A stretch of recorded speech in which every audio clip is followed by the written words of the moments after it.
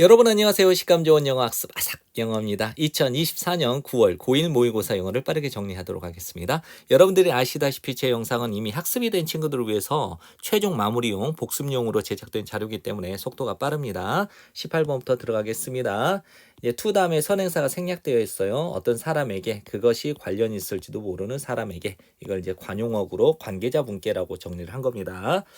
저는 글을 작성하고 있습니다. 표현하기 위해서 나의 깊은 우려를, 염려를 무엇에 관하여? 최근 변화에 관하여. 어떤 변화? 만들어진 변화. 피츠버그 트레인 스테이션에 의해서 만들어진 최근 변화에 관하여 나의 깊은 우려를 또는 염려를 표현하기 위해서 글을 쓰고 있습니다. 그 역은 가지고 있었습니다. 전통적인 티켓 오피스를 이제 매표소를 가지고 있었습니다. 직원이 딸린 직원을 가지고 있는 전에는. 하지만 이것들이 이런 전통 매표소가 대체되어져 버렸어요. 티켓 자동 판매기로, 즉 이걸 승차권 발매기라고 정리를 하는 겁니다. 그러나 개인들은 어떤 개인들이냐? 친숙하지 않은 이러한 기계가 뭐예요? 티켓 자동 판매기, 티켓 발매기, 승차권 발매기, 이러한 기계에 친숙하지 않은 개인들이 이제는 경험하고 있는 중입니다. 어려움을 접근하는데 철도 서비스에 접근하는데 어려움을 겪고 있는 중입니다. 경험하고 있는 중입니다. 뭐뭐 때문이죠. 이러한 개인들이 크게 의존하고 있기 때문에, 무겁게 의존하고 있기 때문에, 직원의 도움을 의존하고 있기 때문에 뭐 할 수 있도록 하기 위해, 여행할 수 있도록 하기 위해 또는 이동할 수 있도록 하기 위해서 직원의 도움에 크게 의존하고 있기 때문에 그들은 이제 be in need of가 뭐뭐를 필요로 한다는데 great이 붙으니까 크게 필요로 하고 있습니다. 하나의 동사로 보시고 이걸 목적으로 보셔도 돼요.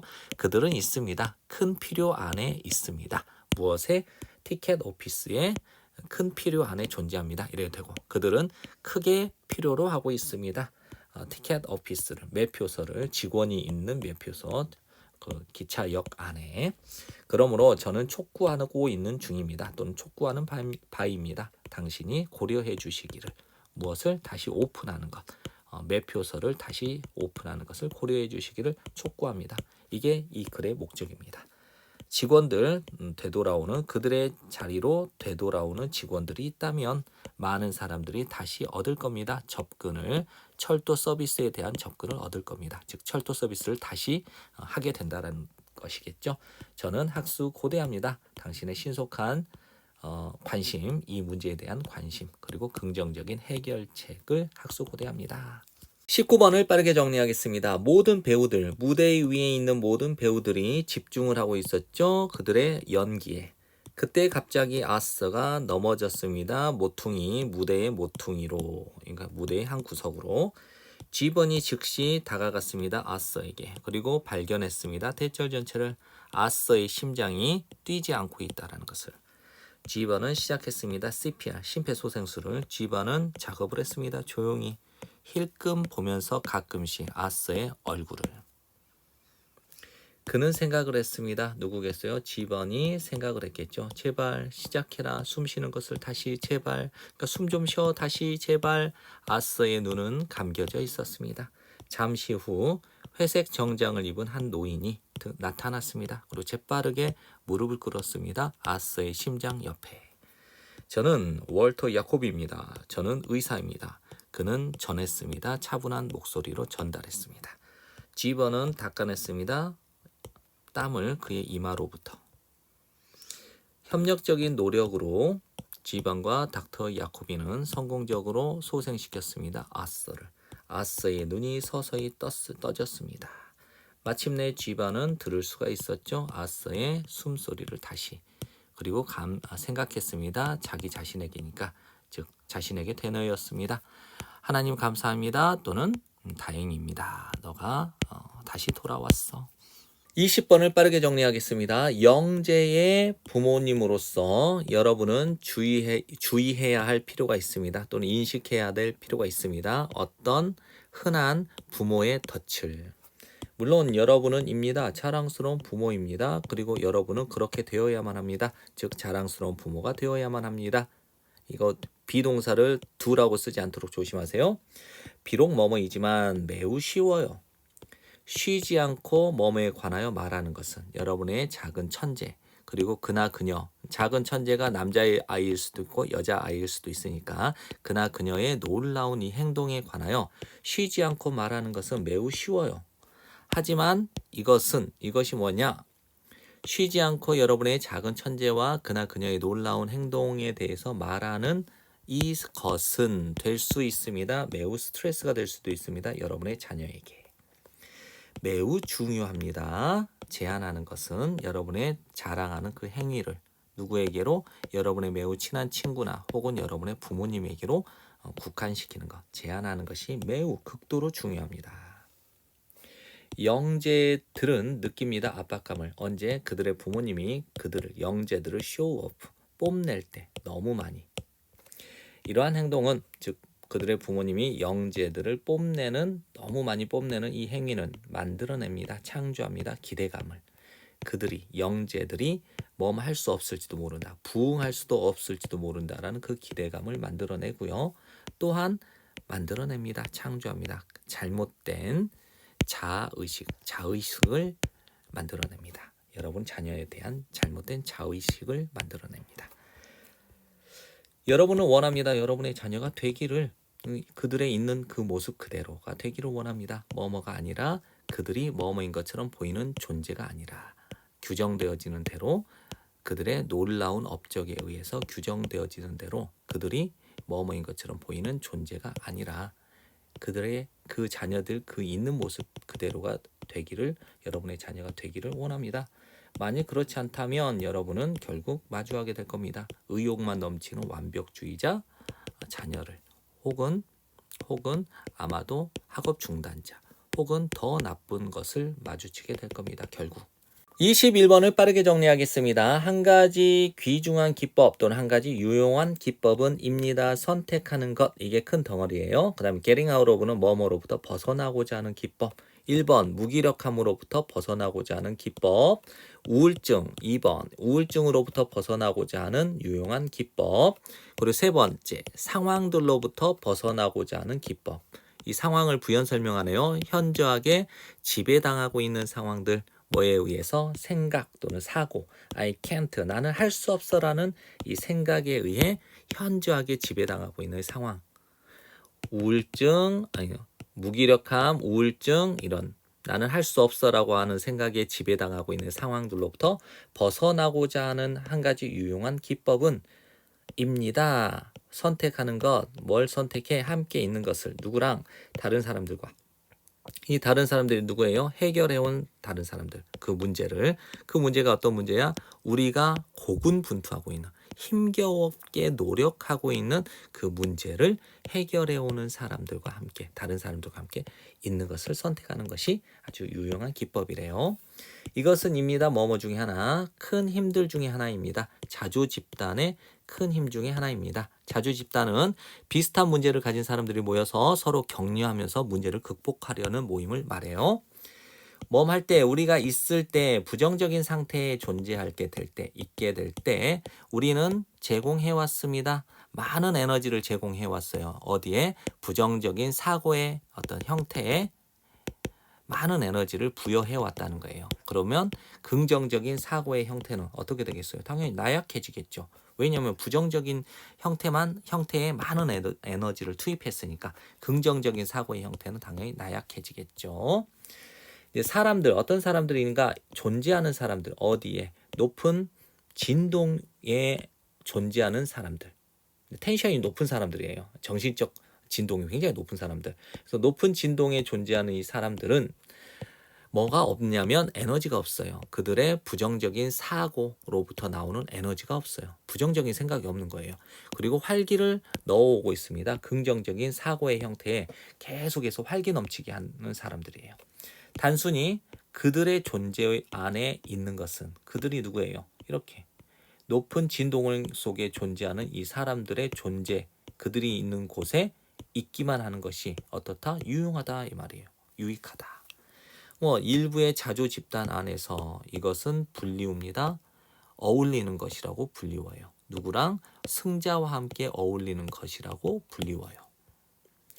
여기에서 유익함은 있습니다. 이제 정신적인 수준, 의식의 정신적인 수준. 나는 못해 이게 아니라 나는 할 수 있어 이렇게 정신적인 수준의 유익함이 있다라는 거예요. 그리고 있습니다. 전달, 긍정적인 에너지의 전달이 또 존재해요. 이거 장점이죠. 그리고 또 릴라이팅이니까 다시 불을 켜는 거. 자기 자신의 잠재적인 긍정적인 사고의 형태에 다시 불을 밝히는 것이 있습니다. 이게 유익한 거예요. 자, 여기서 이제 함축적인 거. 승자와 함께 어울리는 것, 이게 무엇이냐? 함께 있는 것이죠. 긍정적인 사람들과 그 사람들이 누구야? 극복해온 사람들, 부정적인 상태를 극복해온 사람들과 긍정적인 사람들과 함께하는 것을 말하는 것입니다. 22번을 빠르게 정리하겠습니다. 우리의 감정들은 여겨집니다. 존재하는 것으로. 왜냐하면 우리의 감정들이 공헌을 해왔기 때문에, 기여해왔기 때문에, 우리의 생존에, 종으로서 우리의 생존에 어떤 큰 공헌을 해왔기 때문에. 두려움은 도왔습니다. 우리가 피하도록 위험들을. 분노를 표현하는 것은 돕습니다. 우리가 떨쳐내도록 위협들을. 그리고 긍정적인 감정을 표현하는 것은 돕습니다. 우리가 결속하도록 다른 이들과. 진화론적인 관점에서 보면 감정이라고 하는 것은 뭐냐? 일종의 프로그램이에요. 어떤 프로그램인가? 지시해주는 프로그램. 많은 우리의 활동들을. 뭐를 포함하여 주의 집중, 지각, 기억, 움직임, 그다음에 표현, 기타 등등을 포함한 많은 우리의 활동들을 지시해주는 일종의 프로그램이래요. 감정이. 언제 이 감정이 촉발될 때 이걸 분사구문으로 정리하셔야 돼요. When it is triggered라고 고쳤을 수 있습니다. 예를 들어서 이제 두려움은 만들어요. 우리가 매우 주의 집중하도록. 또 좁혀줘요. 우리의 지각의 초점을 위협적인 어떤 자극들에 우리가 집중할 수 있도록 좁혀줘요. 그리고 유발합니다. 우리로 하여금 직면하도록 어떤 상황을, 즉 싸우는 건 투쟁이라고 합니다.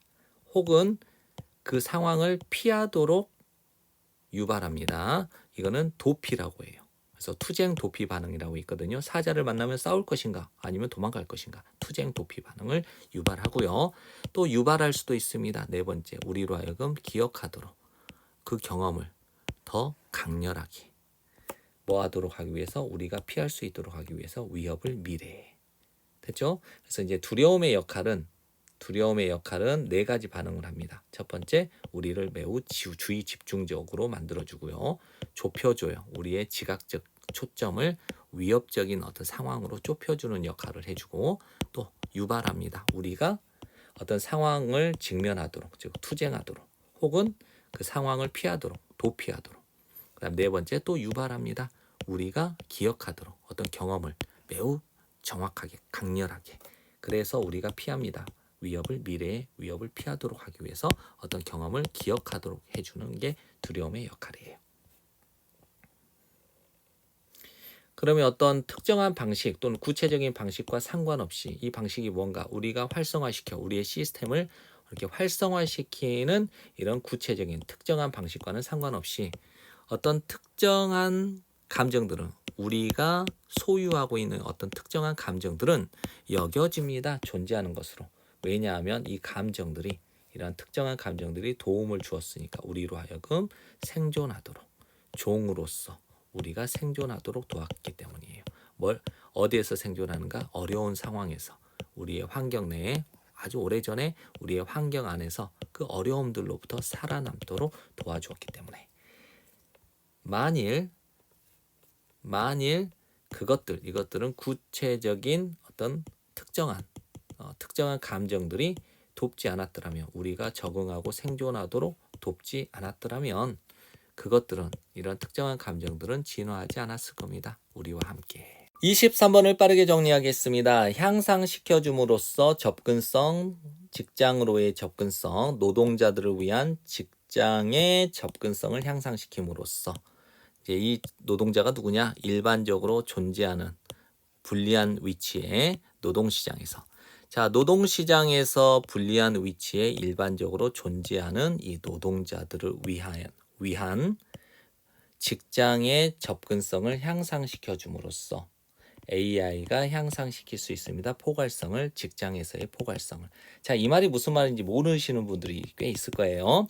자, 여기서 이 노동자들이 누구냐면 불리한 위치에 있는 노동자들이 누구냐면 다음 문장에 시각적인 장애를 가지고 있는 노동자예요. 또는 말의 장애를 가지고 있는 노동자 또는 청각의 장애를 가지고 있는 노동자를 불리한 위치에 있는 노동자라고 표현을 한 거고요.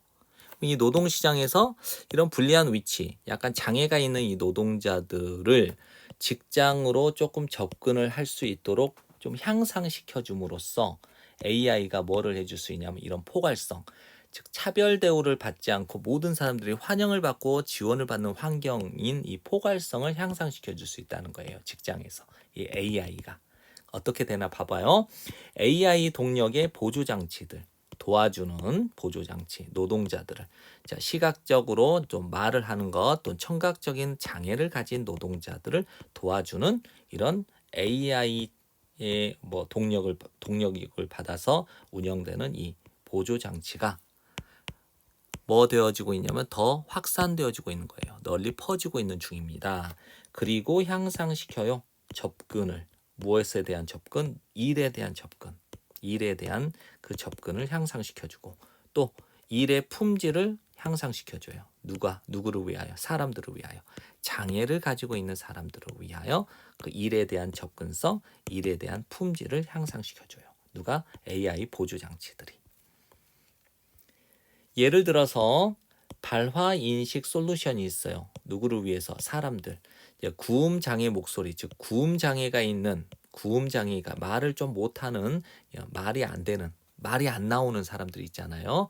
그래서 이런 구음 장애를 가지고 있는 사람들을 위한 발화 인식 솔루션은 혹은 실시간 자막 시스템은 이 실시간 자막 시스템은 누구를 위해서 필요한 거냐면 자, 청각 장애가 있거나 듣기가 좀 어려운 난청의 사람들을 위한 이런 실시간 자막 시스템은 용이하게 해줄 수 있어요. 의사소통을 동료와의 의사소통을 그리고 접근을 어떤 직종에 대한 접근을 용이하게 해줄 수 있다는 거죠. 이 직종이 어떤 직종이냐? 대인관계 의사소통이 필수인 이런 직종에 접근을 할 수 있게끔 누가 도와주는 거예요. 발화인식 솔루션이라든가 실시간 자막 시스템이 도와줄 수 있다는 것이죠. 그리고 AI는 또한 강화시켜 줄 수 있습니다. 능력을 좀 숙련도가 낮은 노동자들의 능력을 강화시켜 준대요. 뭐뭐와 더불어 잠재적으로 긍정적인 능력, 영향, 긍정적인 결과, 긍정적인 영향과 더불어 어디에 그들의 임금과 경력 또는 어떤 직종의 전망에 좀 잠재적으로 긍정적인 영향력을 가지고 예를 들어서 AI의 능력인데 번역하는 능력이 있어. 뭘 번역하냐? 이제 쓰여진 말, 단어, 그다음에 말로 하는 단어, 말. 그러니까 이거는 문자 언어라고 표현한 거고 이거를 음성 언어라고 표현한 거예요. 그래서 문자, 음성 언어를 실시간으로 번역해주는 AI의 능력은 향상시켜 줄 수 있습니다. 수행 능력을 누구의? 비원어민의 직장에서 비원어민의 수행 능력을 향상시켜 줄 수 있어요. 어떤 사람은 일을 정말 잘해 한국어로. 근데 영어를 못할 수가 있잖아요. 그러면 이 영어를 AI가 번역을 해주면 일을 더 수월하게 잘할 수 있겠죠. 혹은 뭐 스페인어가 안 돼. 그런데 일을 한국어로 정말 잘해. 그러면 스페인어를 AI가 딱 도와주면 그 업무 성과, 업무 능력을 비원어민의 업무 능력을 향상시켜 줄 수 있겠죠. 게다가 최근에 이제 발전 AI 동력의 텍스트를 유발시키는 것, 텍스트 생성기의 최근의 발전은 즉각적으로 향상시켜줘요. 수행 능력을. 숙련도가 낮은 개인들을 어떤 영역에서 어떤 영역 글쓰기, 코딩, 그다음 고객 서비스와 같은 이런 분야에서 이 영역에서 좀 숙련도가 낮은 개인들의 퍼포먼스를 향상시켜 줄 수 있어요. 왜? 무슨 말을 해야 될지 잘 모르겠는데 AI가 AI 텍스트 이제 생성기가 할 말을 딱 적어주는 거야. 그러면 좀 이 저숙련도 말하는 것, 글쓰기라든가 코딩이라든가 고객 서비스 그 응대 분야에서 좀 숙련도가 낮은 개인들의 업무 성과를 향상시킬 수 있겠죠. 24번을 빠르게 정리하겠습니다. 고래들은 매우 효율적입니다. 탄소 저장에. 고래들이 죽을 때 각각의 고래 한 마리는 격리시킵니다. 평균 30톤의 이산화탄소를. 그리고 그 이산화탄소를, 그 탄소를 가져갑니다. 대기로부터 여러 세기 동안. 비교해보자면 평균 나무 한 그루가 흡수합니다. 48파운드의 이산화탄소를 1년에. 기후 관점에서 보면 각각의 고래 한 마리는 입니다. 바다에 사는 동등한 존재. 수천 그루의 나무에 해당하는 바다의 존재. 이렇게 정리하면 돼요. 각각의 고래는 입니다. 수천 그루의 나무에 해당되는 바다의 동등한 존재입니다. 고래들은 또한 도와줘요. 격리시키는 것, 탄소를 뭐함으로써 비옥하게 함으로써 바다를 어떻게 비옥하게 하냐? 하면서 이 고래들이 방출하면서 영양이 풍부한 배설물을. 그러면 결과적으로 증가되게 되는 거예요. 플랑크톤의 개체군이. 이 플랑크톤의 개체군은 또한 격리시킵니다. 탄소를. 그리하여 이끕니다. 일부의 과학자들로 하여금 부르도록 그 고래들을 바다 생태계의 기술자라고 고래를 부르도록 이끕니다. 2019년에 IMF 경제학자들이 추산을 해봤어요. 추정을 해봤어요. 추산을 했죠. 가치를 생태계 서비스의 이 가치를 제공되는 생태계 서비스 고래 한 마리에 의해서 제공되는 이 생태계 서비스의 가치를 미국 달러로 2만 달러 이상으로 추정을 했대요. 2019년에. 이 경제학자들은 요구했습니다. 새로운 글로벌 프로그램을 경제 인센티브의 새로운 글로벌한 프로그램을 요구합니다. 요거는 되돌리기 위해서도 가능하고 되돌리는 프로그램도 가능하고요. 뭘 되돌릴 건가?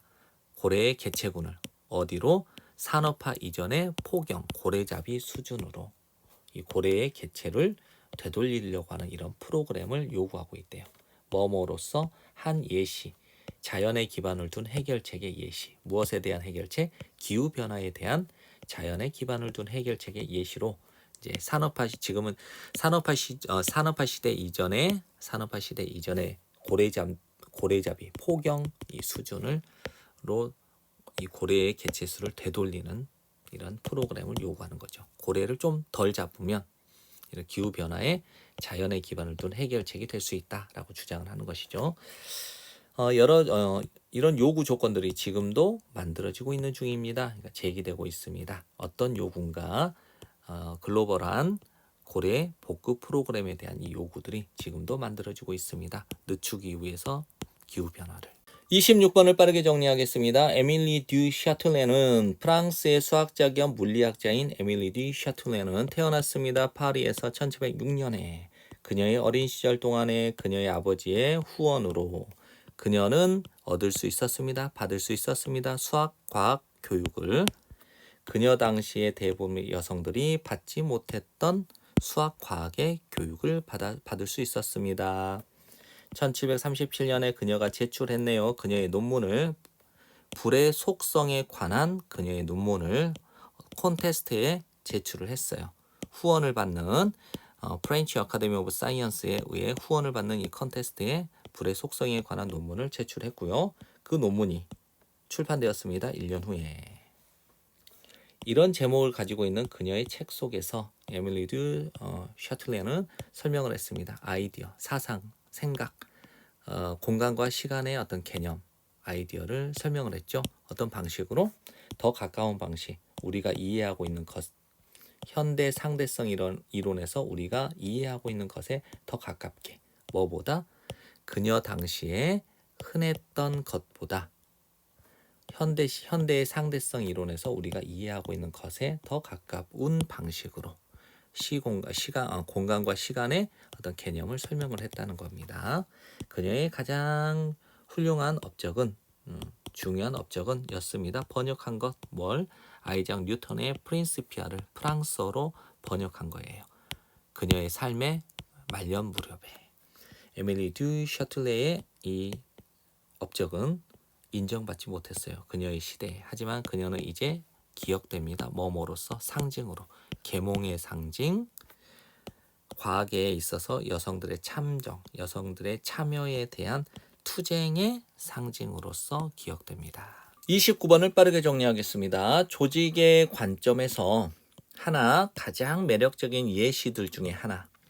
어떻게 어떤 조직이 포함할지도 모르는 많은 다양한 유형의 문화를 어떻게 어떤 한 조직이 많은 다양한 유형의 문화를 포함하고 있을지에 대한 가장 매력적인 예시들 중에 하나는 입니다. 인식하는 것. 뭘 인식해요?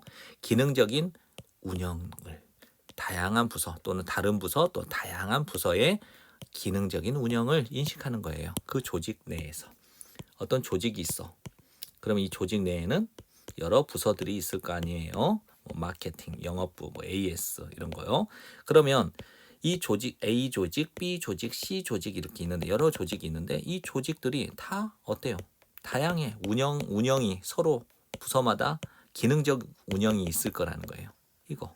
그러면 여러 문화 A, B, C, D, E, F 부서들의 이게 다양한 문화가 있다라는 걸 얘기하는 거예요. 이거 한 조직 내에 한 조직 안에 이런 다양한 부서의 다양한 종류의 문화를 포함하고 있을지에 대한 예시는 이런 다양한 부서의 기능적인 운영을 한번 알아차려 보라는 거예요. 그럼 다양한 부서와 과는 그 한 조직 내에 있는 다양한 부서와 과는 필연적으로 반드시 보게 될 겁니다. 어떤 주어진 상황을 무엇으로부터 그들 자신만의 편향적이고 편견이 있는 관점으로부터 어떤 상황을 보게 될 거라는 것이죠. A 부서, B 부서, C 부서 보는 관점이 다 다르다 이 얘기예요. 어떤 상황을. 그러면 어떤 한 부서와 그 부서의 멤버들, 구성원들은 획득하게 될 겁니다. 이 터널 비전을. 어떤 주어진 상황을 그들 자신만의 어떤 편향되고 편견이 있는 관점으로 보는 것을 이 터널 비전이라고 보면 되는 겁니다. 이 터널 비전은 어때요? 허락하지 않아요. 그들이 이 부서의 멤버들이 보도록 무엇을 어떤 상황을 다른 사람들이 그 상황을 보는 것처럼 그 상황을 그 멤버들이 보도록 허용하지 않는 터널 비전을 갖게 될 거라는 거예요. 바로 그 구조죠. 조직들의 바로 그 구조가 창조할 수 있습니다. 만들어낼 수 있습니다. 갈등을 선택 그 구조가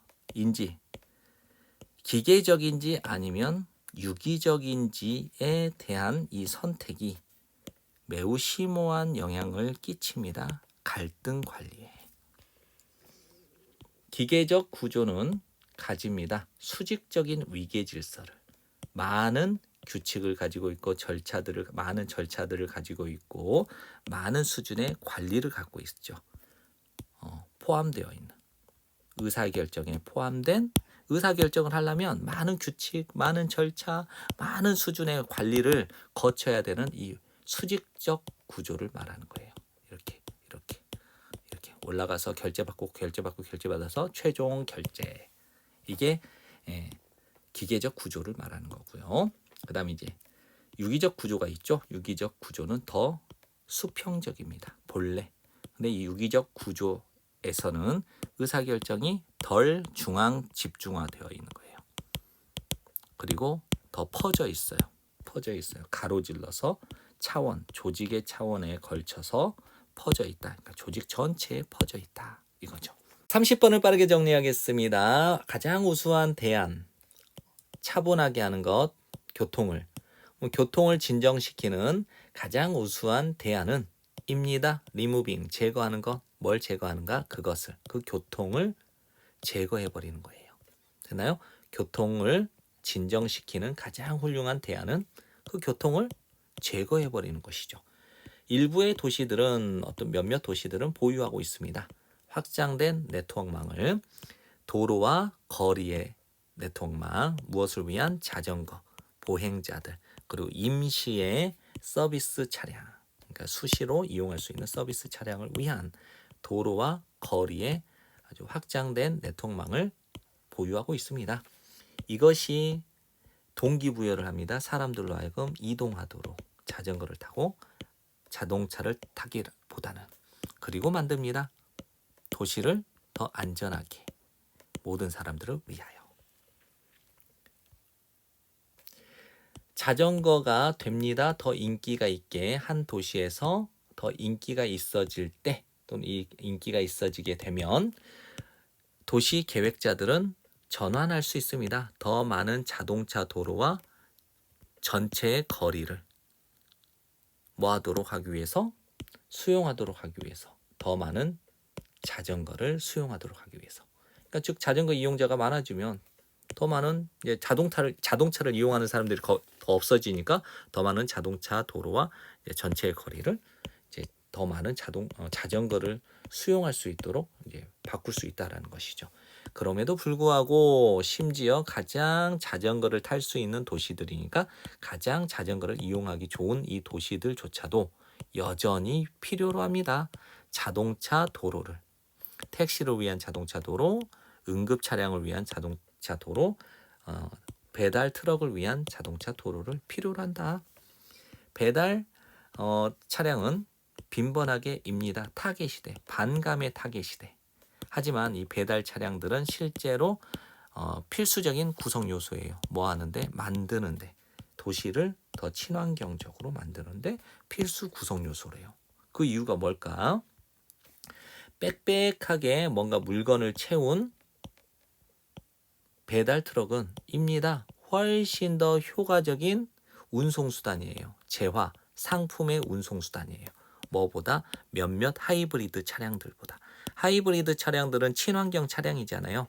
네, 싣고 있는 하이브리드 차량 몇 개의 쇼핑백을 각각 몇 개의 쇼핑백을 싣고 있는 여러 대의 하이브리드 차량보다 이 푸드 빽빽하게 물건을 채운 배달 트럭이 훨씬 더 효과적인 재화의 상품의 운송수단이 된다라는 것이죠. 그래서 음식과 다른 재화들, 물건들을 마을의 행상인들에게, 즉 마을 상인들에게 분배하는 것은 허락해 줍니다. 그들로 하여금 이 마을의 상인들로 하여금 운영할 수 있도록 허락해 줍니다. 뭘 운영해? 더 작은 상점을, 가게를 가까운, 집에 가까운 어떤 가정들에게 가까운 작은 상점을 운영하게 해줘요. 그래서 거주민들이 걸어갈 수 있도록 해요. 뭐라기보다는 차량을 운전해서 가기보다는 뭐하기 위해서? 사기 위해서, 그들의 식료품을 구매하기 위해서. 됐죠? 그래서 음식과 다른 재화들을 마을의 상인들에게 분배하는 것은 허락해 줍니다. 이 상인들이 운영할 수 있도록 더 작은 상점을, 집에서 가까운 상점을.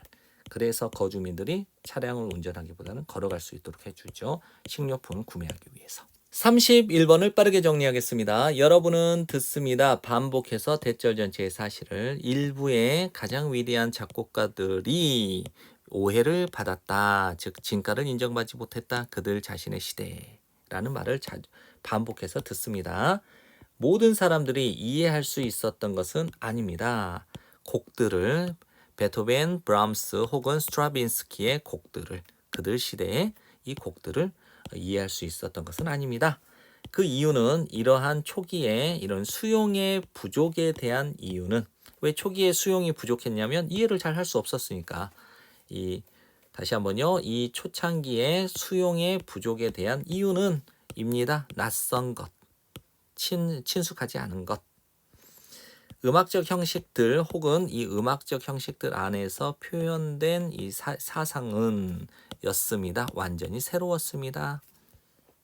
그럼에도 불구하고 이것은 음악적 형식, 그리고 음악적 형식들 안에서 표현된 이 사상, 이걸 가리키는 거죠. 이것은 입니다. 정확하게 뭐뭐 중에 하나, 것들 중에 하나, 것이 뭔가 만드는 그들을, 이 작곡가들을 매우 위대하게 만든 것들 중에 하나입니다. 이것이 완전히 새로웠다는 거죠. 나중에 보면 오리지널, 독창적인 걸 가리키는 거예요. 그리고 여러분들이 주목하셔야 될 거는 이제 모의고사에서는 S가 나왔죠. 그런데 실제 원문을 보면 이렇게 make 복수형입니다. 그래서 선행사가 더 things가 복수니까 주격관계 대명사 that도 복수가 되니까 S가 빠진 복수동사 make가 되어야 맞습니다. 유능한 작곡가들은 가지고 있습니다. 그들 자신만의 생각을. 이게 역시 독창성을 가리키는 것이고요. Have you ever seen? 여러분이 본 적 있나요? 클래식 음악 아마데우스라고 하는 이 클래식 클래식 영화를 본 적 있나요? 작곡가 안토니오 살리에리가 입니다. 주인공, 이 영화의 주인공이에요. 이 살리에리는 됩니다. 뭐뭐로서, 뭐뭐 중에 한 명으로서. 가장 유명한 위대하지 않은 작곡가들 중에 한 명으로 이제 묘사됩니다. 이 아마데우스라는 영화에서. 그는, 이 살리에리는 살았습니다. 모차르트의 시대에 살았고요. 완전히 가려져 버렸습니다. 모차르트에 의해서. 이제 보니까 지금 현재 와서 이제 보면 살리에리는 아니었다. 나쁜 작곡가, 즉 형편없는 작곡가가 아니었다. 사실 그는 매우 훌륭한 작곡가였다 이거죠. 하지만 그는, 이 살리에리는 wasn't, 아니었습니다. 한 명, 세계에서 위대한 작곡가들 중에 한 명은 아니었다는 거죠. 월드 클래스는 아니었다. 왜냐하면 그의 작품은 독창적이지 않았기 때문에. 그가 작곡한 것은 꼭 뭐뭐처럼 들렸냐면 그 밖에 모든 사람들이 그 당시에 작곡하고 있었던 것처럼 들렸다. 즉 독창적이지 않았다라는 것이죠. 그래서 위대하게 평가받지 않는다는 것이죠. 32번을 빠르게 정리하겠습니다. 첫 번째 문장 해석하는 거 조금 조심하셔야 돼요. 할 때마다, 새로운 매체가 생겨날 때마다, 그리고 여러분이 사용하기를 시작할 때마다. 그것을 이제 새로운 매체죠. 다시 한번요. 새로운 매체가 생겨나고 여러분이 그 새로운 매체를 사용하기 시작할 때마다. 됐죠? 그 다음에 이제 새로운 매체를 부연 설명하겠습니다. 그것이 새로운 매체가 이다. 발명, 인쇄된 책의 발명, 혹은 TV의 발명, 혹은 SNS의 발명이든 아니든 그 새로운 매체가 생겨나고 여러분이 그 새로운 매체를 사용할 때마다 그것은 뭐와 같냐면 여러분이 착용하고 있는 것과 같아요. 새로운 종류의 고글을. 이 고글이 어떤 고글이냐면 특별한 색상과 렌즈를 가지고 있는 고글이에요. 여러분이 착용하고 있는 그 고글의 각각의 세트는 단수 만듭니다. 여러분이 보도록, 사역동사 목적어 동사 원형, 보다, 어떤 상황들을 다르게 보도록 만듭니다. 즉 빨강색 렌즈를 끼면, 고글을 끼면 빨갛게 보이고 파란색 고글이면 파랗게 보이는 거니까 여러분이 착용하고 있는 그 고글의 각각의 세트가 만듭니다. 여러분이 보도록 어떤 상황들을 다르게. 그러므로 여러분이 시작할 때 시청하기를, TV를, 다시 여러분이 TV 시청하는 것을 시작할 때, 뭐 하기 전에, 여러분이 흡수하기 전에 메시지를, 어떤 특정한 TV쇼의 메시지를 흡수하기 전에, 그것도 역시 뭐뭐이든 아니든 그것이 이 TV 쇼가 Wheel of Fortune이든 아니면 더 와이어라는 이 프로그램이든 이 특정한 TV 프로그램의 메시지를 흡수하기 전에 여러분은 시작합니다. 보기 시작합니다. 본다, 세상을. 뭐로? 형성되어지고 있는 것으로. TV 그 자체처럼. 됐나요? 다시 한번. 그러므로 여러분이 시청할 때, TV를 시청하기 시작할 때 여러분은 보기 시작합니다. 세상을. TV 그 자체와 같이 형성되어진 것으로 세상을 바라본다는 것이죠. 뭐 하기도 전에, 여러분이 흡수하기도 전에 메시지를, 어떤 특정한 TV쇼의 메시지. 그 TV쇼가 어떤 것이냐? TV쇼가 Wheel of Fortune이든 더 와이어이든 그 TV쇼가 A든 B든 간에 어떤 특정한 TV쇼의 메시지를 받아들이기 전에, 흡수하기도 전에 여러분은 세상을 바라보기 시작한다고요. TV 그 자체처럼 형성되어진 것으로 세상을 바라보고 있다. 그게 이유입니다. 마셜 맥루한이 말했던 이유입니다. 대절 전체라고. 할 때마다, 새로운 매체가 생겨날 때마다, 이 새로운 매체가 무엇인가? 새로운 방식. 인간이 to communicate, 의사소통하는 새로운 방식인 이 새로운 매체가 생겨날 때마다 그 새로운 매체는 그 새로운 매체 안에다가 매장해요. 메시지를 매장한다. 메시지를 묻어둔다라는 것이. 이런 말을 했다는 거예요. 맥루한이 이렇게 말한 이유입니다. 그것이 뭐예요? 새로운 매체입니다. 이 새로운 매체는 부드럽게 안내합니다. 자연스럽게 우리를 부드럽게 안내해줘요. 우리를 보도록, 다시 보다 세상을 뭐에 따라서 새로운 세트의 어떤 규칙에 따라서 새로운 세트의 규칙에 따라서 세상을 바라보도록 우리를 안내해 준다는 것이죠. 그래서 방식, 정보가 도달하다, 여러분에게 도달하는 그 방식은 이제 맥루한이 이제 주장을 하기를 정보가 여러분에게 도착하는 그 방식은 입니다. 더 중요합니다. 뭐보다? 정보 그 자체보다. TV는 가르쳐줘요. 여러분에게 대절 전체를. 세상은 빠르다. 또 뭘 가르쳐주냐면 중요한 것은 표면과 외모, 겉모습이다. 라고 TV가 가르쳐준다는 것이죠. 33번을 빠르게 정리하겠습니다. 개념은입니다. 필수적이에요. 인간의 생존에. 하지만 우리는 또한 신중해야만 합니다. 그 개념과 함께 개념에. 왜냐하면 개념은 열어주니까 문을 본질주의로 가는 문을 열어주기 때문에. 다시 한번요. 개념은 필수입니다. 인간의 생존에. 하지만 우리는 또한 신중해야만 합니다. 그 개념과 함께 개념에. 왜냐하면 개념은 열어주니까 문을 본질주의로 가는 문을 열어주기 때문에 그것들은 이 개념들은 권장합니다. 격려합니다. 우리로 하여금 보도록 어떤 상황들, 것을 어떤 것이냐 존재하지 않는 어떤 상황, 것을 보도록 권장한다는 것이죠. 스튜어트 파이어스타인이라는 사람이 시작합니다. 펼칩니다. 그의 책을 이그노런스라는 이 무지라는 책을 그의 책을 시작합니다. 오래된 속담과 함께 어떤 속담인가? 어렵습니다. 발견하는 것은 검은색 고양이를 어두운 방에서 특히 언제? There is no 없을 때 고양이가 존재하지 않을 때 다시 한번요. 스튜어트 파이어스타인이 그의 책 이그노런스라는 그의 책을 시작합니다. 오래된 속담과 함께 서문을 여는 거죠. 어렵습니다. 매우 어렵습니다. 발견하는 것은 검은색 고양이를 어두운 방에서 특히 존재하지 않을 때 고양이가 존재하지 않을 때 이 말은 아름답게 요약합니다. 탐색, 검색, 본질주의를 향한 탐색을 요약해 줍니다. 역사는 가지고 있어요. 많은 과학자들의 많은 예시를 가지고 있어요. 이 과학자들이 어떤 과학자들이냐면 무익하게 헛되이 추구했던 과학자들, 본질을. 왜냐하면 그들이 사용했기 때문에 잘못된 개념을 안내해주는 그들의 가설을 안내해주는 이 잘못된 개념을 사용했기 때문에 무익하게 헛되이 본질을 추구했던 과학자들의 수많은 예를 가지고 있다. 역사가. 됐죠? 파이어스타인은 제공합니다. 예시를. 발광 에테르라고 하는 예시, 발광 에테르의 예시를 이제 제공해줘요. 이 발광 에테르가 무엇인가? 신비의 물질이에요. 여겨졌던 채울 것이라고 우주를 뭐하도록 하기 위해서 빛이 가질 수 있도록 매개물을 통과할 수 있는 어떤 매개물을 갖도록 하기 위해서 이 우주를 채워줄 것이라고 여겨졌던 신비의 물질인 이 발광 에테르라고 하는 이 예시를 이제 제공해 준다는 거죠. 이 에테르는 뭐예요? 검은색 고양이야. 검은색 고양이가 뭐였어요? 없는 것. 그래서 파이어스타인이 이제 지필을 이렇게 글로 쓴 것 중에 썼는데 어떻게 썼냐면 에테르가 뭐였다? 검은색 고양이였다. 그리고 물리학자들이 이론화를 시켜왔어. 어두운 방에서. 그리고 나서 실험을 해왔어. 그 어두운 방 안에서.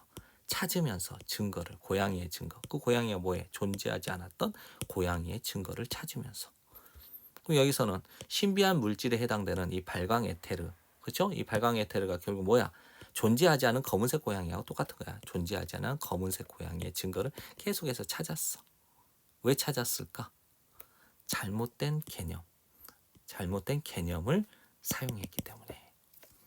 34번을 빠르게 정리하겠습니다. 소셜미디어 관심은 잠재적으로입니다. 도구, 성취하기 위한 도구, 목적들을 엘리트 명성과 같은 이런 목적들을 성취하기 위한 도구인 반면에 일부 컨텐츠 제작자들은 희망합니다. 바랍니다. 평범한 명성을 뭐로써 사회적 목적 그 자체로서 이제 우리가 이제 엘리트 명성은 아주 유명해지기를 원하는 걸 말하죠. 그래서 우리가 이제 소셜 미디어에 관심을 갖는 이유는 이게 하나의 도구예요. 어떤 이렇게 유명해질 수 있는 이런 목적을 엘리트 명성과 같이 이런 목적들, 유명해지고자 하는 이런 목적을 달성하기 위한 도구잖아요. 그런 반면에 일부 제작자들은 그냥 평범한 명성을 원한다라는 거예요. 엘리트 명성을 원하는 게 아니고. 면 이제 리얼리티 TV 스타들이니까 실제 이제 TV에 나오는 이 스타들과 다르지 않게 똑같이 소셜 미디어의 유명인들, 이제 TV 스타는 아니지만 그 SNS에서 이제 팔로워들이 많은 사람들이 있잖아요. 이런 소셜 미디어 유명인들은 자주 종종 비판을 받습니다. 가지고 있지 않다고 기술과 재능을 연관된 전통적인 엘리트 명성과 연관된 이런 기술과 재능을 가지고 있지 않다고. 이 기술과 재능이 무엇인가? 연기하는 능력, 즉 연기력, 노래하는 능력, 가창력.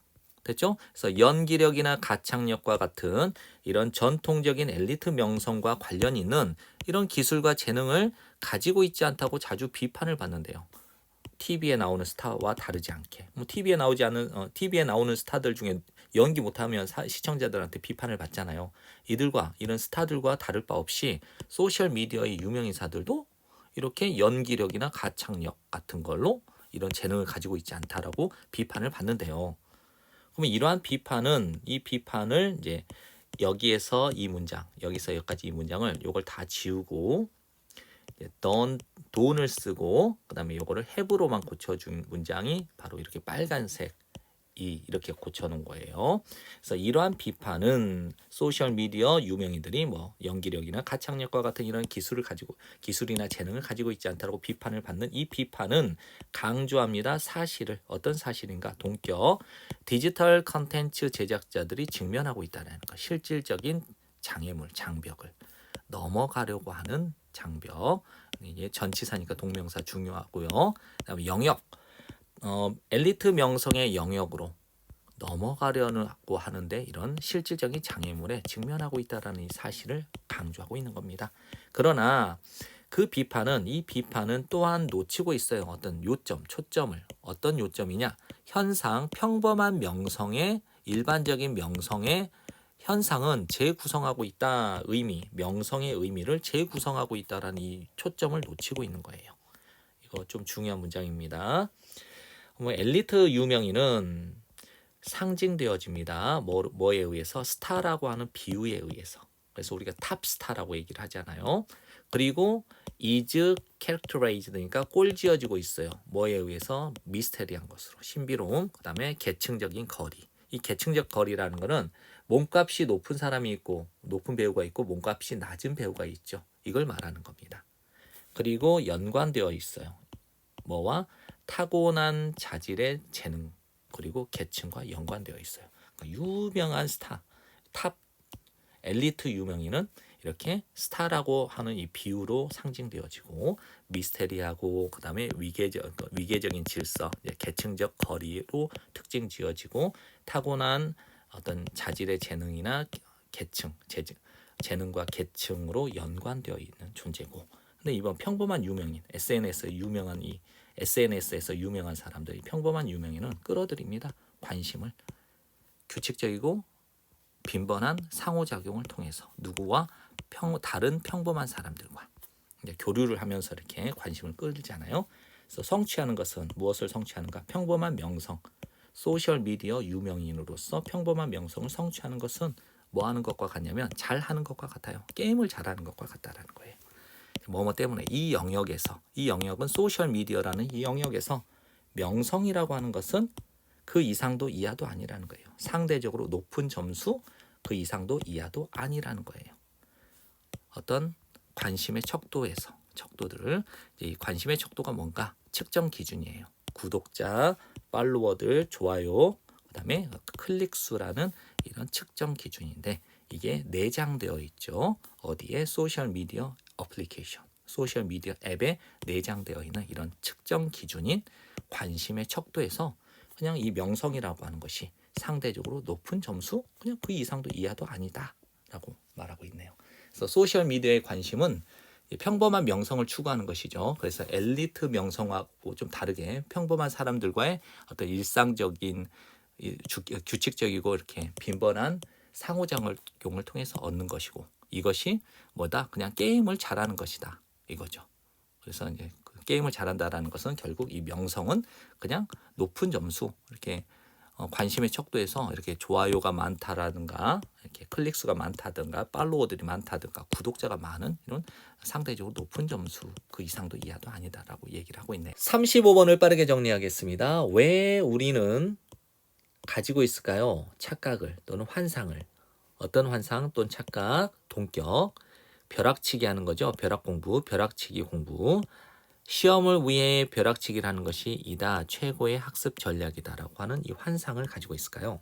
뭐뭐 때문입니다. 우리가 구별할 수 없기 때문입니다. 뭐뭐 사이를, 다양한 구역들 사이를, 우리의 기억의 다양한 구역들 사이를 구별할 수 없기 때문이에요. 바로 직후죠. 우리의 교과서 혹은 우리의 수업 노트를 읽고 난 바로 직후에 정보가 완전하게 존재해요. 우리의 머릿속에. 그것은, 이 정보는 앉아 있습니다. 즉 자리 잡고 있습니다. 우리의 의식적인 작업 기억에. 어떤 형태로? 아주 왕성한 형태로, 즉 활동적인 형태로. 우리는 느낍니다. 마치 우리가 알고 있다고. 그것을. 그게 뭐예요? 정보. 왜냐하면 그 정보가 존재하니까, 우리의 단기 저장 공간에. 하지만 이 단기 구역은 아무 관련이 없어요. 장기 기억과는. 이 장기 기억이 어떤 곳이냐? 우리가 필요로 하게 될 장기 기억. 뭐 하기 위해서? 떠올리기 위해서, 회상하기 위해서. 그 동일한 정보를 며칠 후에, 몇 초 혹은 몇 분 후에 작업 기억은 이미 시작합니다. 사라지기 시작합니다. 그리고 며칠 후에는 그 효과 또는 그 결과가 엄청나게 됩니다. 즉, 만일 여러분이 다시 테스트하지 않는다면, 여러분의 지식을 다시 테스트하지 않게 되면 기억은 사라지게 됩니다. Get A into B 구문을 정리하세요. 이 정보를 장기 기억에 넣기 위해서는 필수적입니다. 공부하는 것이. 이투 진주어, 가주어가 되겠죠. 그래서 필수적입니다. 공부하는 것, 그 자료를. 그리고 나서 테스트해 보는 것, 여러분 자신을. 됐죠? 그래서 필수적입니다. 공부하는 것, 그 자료를.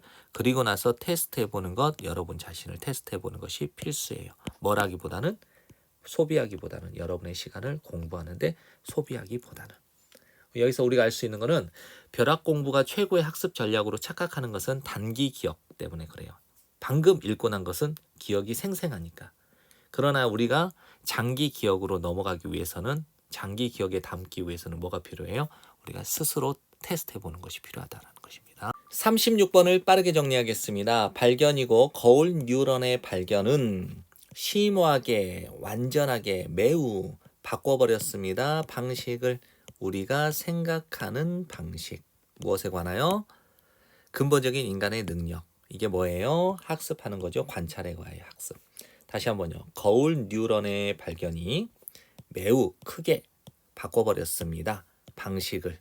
우리가 근본적인 인간의 능력인 관찰에 의한 이 학습이라고 하는 이 근본적인 인간의 능력에 대해 생각하는 방식을 완전히 바꿔버린 거예요.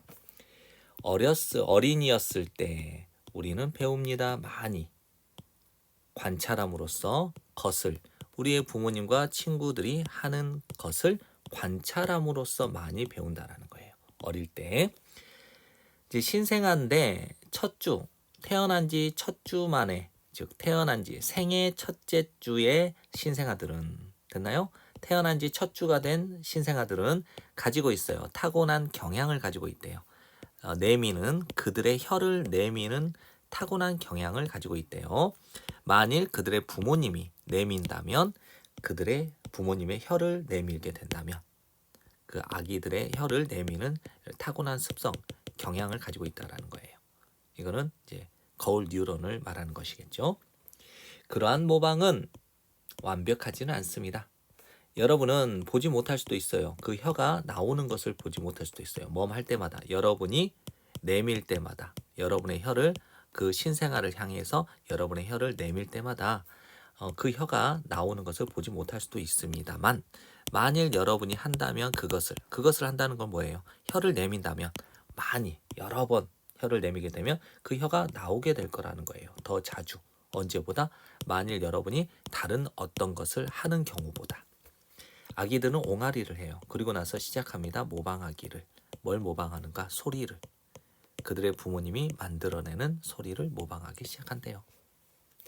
그 이후에도 여전히 그들은, 이 아이들은 가지고 놀아요. 뭐를 가지고? 진공청소기와 망치를 가지고 그들의 부모님의 모방 속에서니까 그들의 부모님을 모방해서 진공청소기와 망치를 가지고 놉니다. 우리의 현대의 문화는, 이 현대 문화를 이렇게 부연 설명을 하고 있죠. 현대 문화는 어떤 문화냐? 우리가 쓰고 말하고 읽고 만들고 우주선을, 그리고 학교에 가는 이런 우리의 현대 문화는 오직 작동할 수 있습니다. 뭐 때문에? 우리가 제한을 두고 있지 않기 때문에. 그 행동에 우리가 가지고 태어나는 그 행동, 그리고 시행착오를 통해서 배우는 그 행동에 제한을 두고 있지 않기 때문에 이런 우리의 현대의 문화가 작동할 수 있다는 거예요. 우리는 배울 수 있습니다. 많이. 단순히 관찰함으로써 다른 사람들을. 37번을 빠르게 정리하겠습니다. 여러분이 깜짝 놀란 적이 있나요? 들었기 때문에 여러분이 자신의 목소리의 녹음을 들었기 때문에. 여러분은 생각했을지도 모릅니다. 그것이 정말로 내 목소리가 뭐뭐처럼 들리는 것. 즉 내 목소리가 정말 이렇게 들릴까라고 여러분은 생각했을지도 몰라요. 아마도 여러분의 악센트가, 억양이입니다. 뚜렷해집니다. 더 녹음에는 여러분이 깨닫는 것보다, 여러분이 인식하는 것보다 더, 혹은 여러분의 목소리는 더 높다. 여러분의 목소리가 뭐뭐인 것처럼 보이는 것보다, 여러분 자신의 귀에 들리는 것처럼 보이는 것보다. 됐나요? 물론 이것은 매우 흔한 경험이에요. 우리가 녹음을 하면 이 목소리 내 목소리 같지 않다. 이런 경험을 해봤죠? 이 설명은 실제로 꽤 단순합니다. 있어요. 두 가지 경로가 있습니다. 이 경로를 통해서인데 이제 전사 플러스 관계대명사는 조금 주의해서 암기해 두도록 하세요. 해석은 하지 않죠. 어떤 두 가지 경로가 있냐면 우리가 인식하는 경로, 우리 자신의 목소리를 언제? 우리가 말할 때. 다시 한번요. 있습니다. 두 가지 경로가. 어떤 경로? 우리가 인식하는 경로, 우리 자신의 목소리를 우리가 말할 때. 한 가지는 경로. 이 경로 어떤 경로냐면 우리가 인식하는 경로. 대부분의 외적인 소리를, 즉 외부의 소리를 우리가 인식하는 한 가지 경로가 있는데 뭐처럼? 파동처럼. 어떤 파동? 이동하는 파동. 공기로부터 뭐뭐를 통해서 외이, 중이, 내이. 그러니까 이제 외부의 소리가 우리의 귀에 들어올 때는 외이를 거쳐서 중이를 거쳐서 내이로 이렇게 들어간다라는 거예요. 이렇게. 하지만 우리의 성대들은 진동을 하기 때문에 언제? 우리가 말할 때 진동을 하기 때문에 있습니다. 두 번째 내부 경로가 있습니다. 이거죠. 진동은 전달됩니다. 뭐뭐를 통해서, 우리의 뼈를 통해서, 그리고 자극합니다. 우리의 내이를 직접. 아까는 외부의 소음은 어떻게 된다고 했죠? 외이, 중이, 그 다음에 내이를 통해서 이렇게 전달이 되는데, 이제 진동이 되면 이게 바로 어디로 들어가냐면 내이로 직접 들어가 버리는 거예요. 외이, 중이를 생략을 하고. 됐죠? 그러니까 낮은 주파수는 강조되어지는 거예요. 뭐를 따라서? 이 경로를 따라서. 진동이 바로 내이로 들어가는 이 경로를 따라서 강조가 되겠죠. 그것이 만듭니다. 여러분의 목소리를 들리도록 더 깊고 풍부하게 여러분 자신에게 뭐보다 그것이 들릴지도 모르는, 다른 사람들에게 들릴지도 모르는 것보다 여러분 자신에게 더 깊고 풍부하게 소리가 들리는, 여러분의 목소리가 소리가 들리도록 만드는 것입니다. 됐죠? 38번을 빠르게 정리하겠습니다. 38번은 상사형질과 상동형질을 좀 정리를 해두시는 게 더 좋습니다. 상사형질은 이제 유사한 기능을 수행을 하는데 이제 조상이 다른 구조를 말해요. 그래서 곤충의 날개와 새의 날개가 그 예에 해당되고요. 상동형질은 이제 공통된 조상으로부터 물려받은 유사한 구조와 특성을 가지고 있는데 사람의 팔과 새의 날개가 이에 해당됩니다. 우리 예문에는 이제 박쥐의 날개가 있고 이제 말의 앞다리가 공통된 조상으로부터 유래했다라고 설명을 하고 있어요. 생물학자들은 구별합니다. 두 가지 종류의 유사성을. 두 가지 종류의 유사성이 두 가지 종류가 뭐냐면 상사형질과 상동형질입니다. 이제 상사 형질들은 이제 삼각형으로 써놓고 좀 더 보면 상동 형질은 역삼각형으로 해서 이제 읽어 나가면 문제 푸는 데는 무리가 없었죠. 그러나 우리는 이제 내신에 출제된다면 상사 형질과 상동 형질을 정확하게 파악하는 게 필요합니다. 상사 형질들은 입니다. 형질들 어떤 형질이냐? 가지고 있는 형질, 공통된 기능을. 하지만 발생했던 형질, 다른 가지들, 진화적 나무를 이렇게 가지치기 하면 이걸 계보라고 할 수 있는 거죠. 그래서 진화적 계보의 다른 가지에서 발생한 형질들.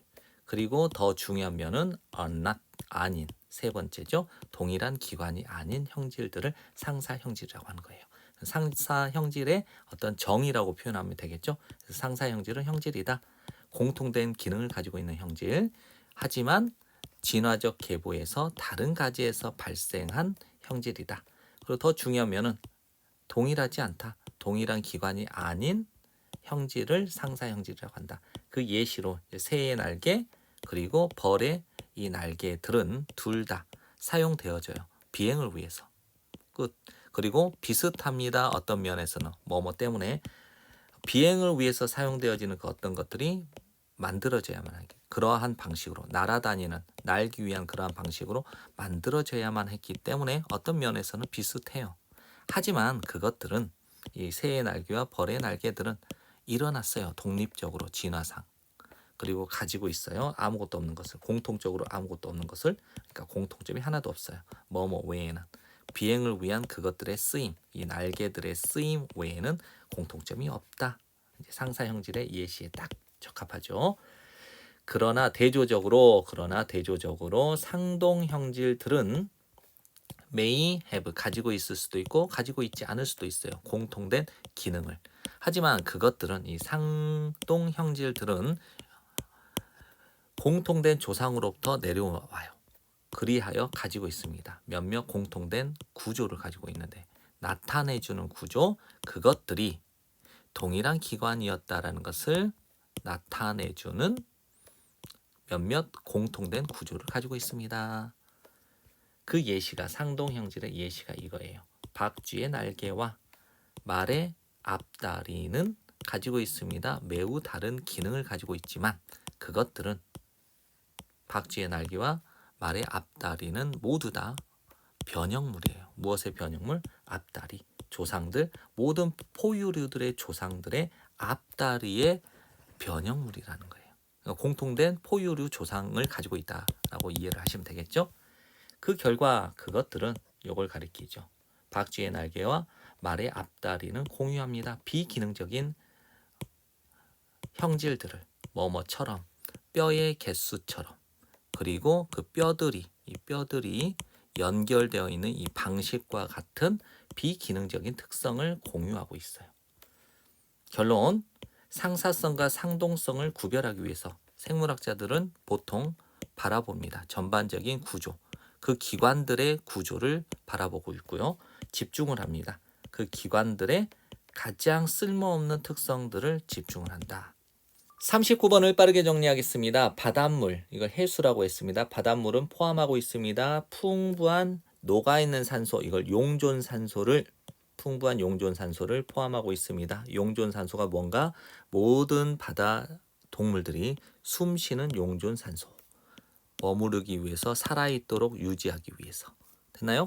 그럼 다시 한번요. 바닷물은 해수는 포함합니다. 풍부한 용존산소를 모든 해양 동물들이 숨쉬는 살아있는 상태를 유지하기 위해서 모든 해양 동물들이 숨을 쉬는 풍부한 용존산소를 보유하고 있습니다.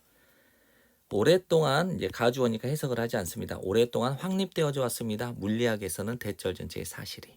이게 중요한 정보예요. 차가운 물이 보유하고 있습니다. 더 많은 용존산소를 누구보다 따뜻한 물이 보유하고 있는 것보다. 요거 비동사 쓰면 틀립니다. 즉 이것이 이유가 돼요. 한 가지 이유. 어떤 이유냐?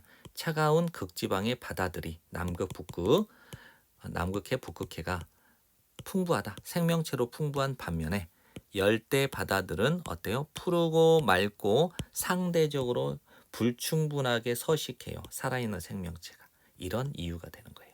그래서 극지방의 바다에는 생명체가 많고 이런 열대 바다는 어때요? 깨끗하고 맑고 깨끗하고 뭐 푸르른데 생명체가 상대적으로 더 적다라는 거예요.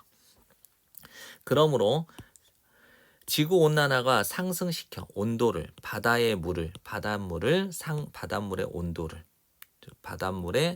온도를 상승시킴에 따라서 역시 해석을 하지 않죠. 자명합니다. 대절 전체는 용존산소의 양이 감소될 거라는 거. 자, 이 논리 파악하셔야 돼요. 차가운 물이 더 많은 용존산소를 보유하고 있다고 그랬죠. 그러면 지구 온난화가 바닷물의 온도를 상승시키면 어떻게 되겠어요? 용존산소의 양은 당연히 줄어들어야 되죠. 이거 논리 increase 하면 틀려요. 이것이입니다. 걱정스럽고 잠재적으로 파괴적인 결과가 됩니다.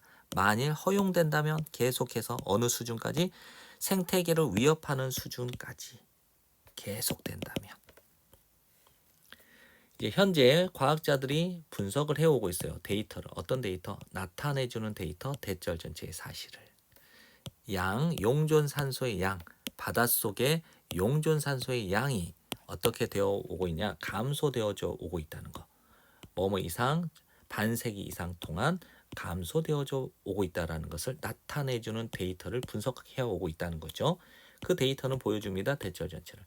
이 바다의 산소의 수치가 여기 농도라고 표현을 했죠. 바다의 산소의 수치, 농도가 떨어지고 있다. 더 급격하게 뭐보다 상응하는 상승보다 물의 온도, 즉 수온에 상응하는 수온이 올라가는 것보다 더 빠르게 바다의 산소의 수치가 농도가 더 급격하게 떨어지고 있다는 것을 보여준대요. 이 데이터가. 그러면 이제 떨어지고 있는 산소의 수치, 농도, 물속에서 즉 이건 바닷물을 가리키겠죠. 바닷물에서의 이 떨어지고 있는 이 산소의 수치들, 농도들은 가지고 있습니다. 잠재력을, 영향을 끼칠 잠재력, 서식지, 해양 생명체들, 전 세계에 있는 해양 생명체들의 서식지에 영향을 끼칠 잠재력을 가지고 있는데요. 최근에 이것이 이어졌습니다. 다음과 같은 결과로 이어졌습니다. 더 많은 빈번한 산소 결핍 사건으로 이어졌대요. 근데 죽이거나 아니면 쫓아내는 개체군들을 물고기나 개 그리고 많은 다른 생명체들의 개체군을 죽이거나 쫓아내는 이런 더 빈번한 산소 결핍의 사건으로 이어졌다라는 거죠. 40번을 빠르게 정리하겠습니다. 캐푸친스가 뭐냐면 뉴 월드 멍키스예요. 네, 살고 있죠. 커다란 사회적 집단 속에서 살고 있는 뉴 월드 멍키스인 이 캐푸친 원숭이는 포획 상태에서 will trade with 거래를 할 거예요. 사람들과 하루 종일. 특히 음식이 포함되어 있다면 내가 준다 너에게 이 돌을 그리고 너는 준다 나에게 어떤 먹어야 될 어떤 먹을 것을 이걸 간식이라고 표현을 했네요. 만일 여러분이 집어넣는다면 두 마리의 원숭이를 이 우리에다가 서로 바로 옆에 있는 이 우리에다가 두 마리의 원숭이를 넣는다면 이렇게 바로 옆에 나란히 만일 여러분이 집어넣는다면 두 마리의 원숭이를 바로 옆에 있는 나란히 있는 우리의 두 마리 원숭이를 집어넣고 1번 그리고 제공한다면 그 두 마리 원숭이에게 오이 조각을 돌에 대하여 어떤 돌? 그 원숭이들이 이미 가지고 있는 그 돌에 대한 대가로 오이 조각을 두 원숭이에게 제공을 한다면 그 두 마리 원숭이는 행복하게 먹을 겁니다. 그 오이를. 그러나 만일 여러분이 제공하면 한 마리의 원숭이에게 대신 포도를 제공한다면 이 포도가 어떤 거냐면요. 보편적으로 더 선호되어져요. 오이보다 더 선호되어지는 게 포도예요. 이 포도를 대신에 한 마리 원숭이에게 제공을 하게 된다면 그 원숭이가 누군가 여전히 오이를 받고 있는 그 원숭이는 뭐 하기 시작할 거예요? 던지기 시작할 겁니다. 누구를 향하여? 그 실험자를 향하여 이 오이들을 던지기 시작할 거라는 거예요. 비록 그녀는 여전히 받고 있는 중이에요. 동일한 양을 그녀의 노력에 대하여 동일한 양을 받고 있어.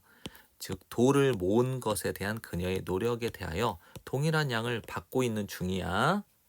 그래서 그녀의 특정한 상황은 변경된 게 없지만 다시 한번요. 비록 그녀는 여전히 받고 있는 중이야.